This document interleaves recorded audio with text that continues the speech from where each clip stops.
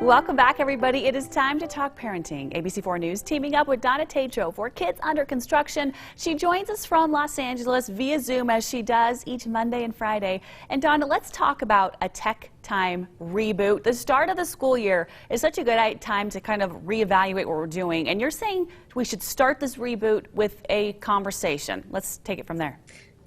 Yeah, hi, Emily. I think it's really important that we ask our kids, what do you think your limits should be?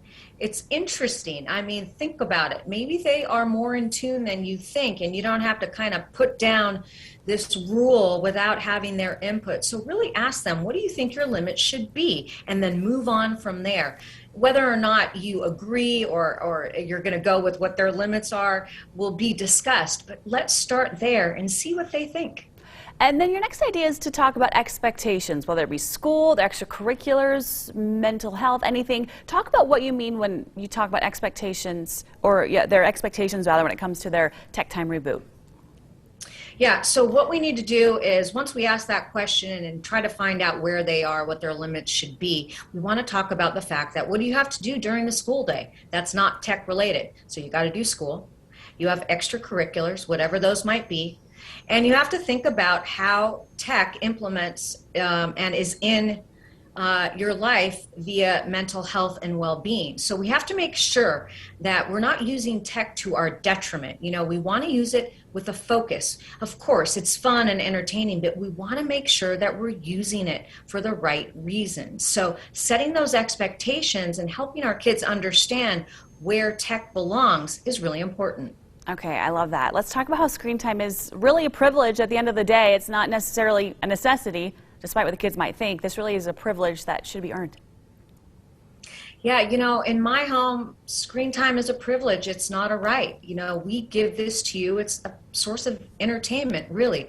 Of course, tech is used for school, and that's different. But when we're talking about the entertainment factor, it's about how are you using it? And we know from research that we can't overuse it. We have to use it with focus. And it's interesting. I think it's really important to implement earning tech time. Sometimes when my boys want to have some extra tech time, if they've done well with their homework, gotten it done without me asking, or they're helpful with dinner, you earn a little more tech time. When you're flexible with that, it helps kids understand, hey, if I do well, I can get some more entertainment.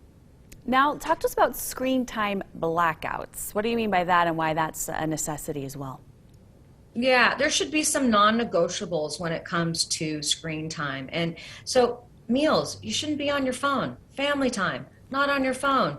Guests in the home, not on your phone. And we know from research, you should not have your screen or your phone in your bedroom. It's too distracting. We know that kids don't have that ability to pull back from it, so it shouldn't be in their room. And also, really, we know from research that it doesn't help with their sleep. It's a detriment. So those kinds of things that are non-negotiables just need to be understood, that this is not healthy and this is what we need to do.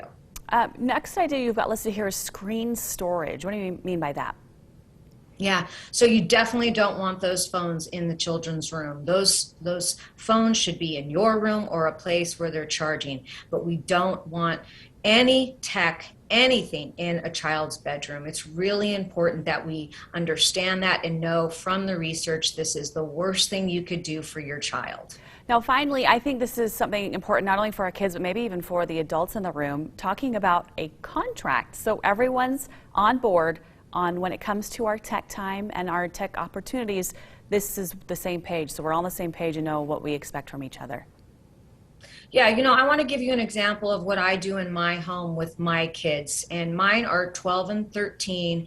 And this doesn't mean this is how it has to go for you, because every family is different. But within our family, the contract reads Monday through Friday, there is no tech time until homework is done and things are taken care of in that school realm. Then after that, you can have 40 minutes of tech time and then you're kind of done. Weekends, you get 2 hours or more depending on what's going on. But really, enforcing these rules is really important. You could be flexible, of course, like I talked about, but really having this for them. I've had my kids come to me and tell me, I'm kind of glad that you told me to get off the tech, because they can't regulate for themselves. So we really have to help them do that and not leave it up to them. And a contract will allow for them to see and know what's expected. Such great ideas, Donna. We really appreciate it. The contract is so good for so many different things when we're working with our kids. We really appreciate you joining us today. We do want to remind everybody that more good stuff from Donna online at abc4.com. You can check out her Kids Under Construction podcast and send us a question. Kids Under Construction at abc4.com, and we will answer it right here on TV. Donna, as always, thank you so much. Have a great weekend.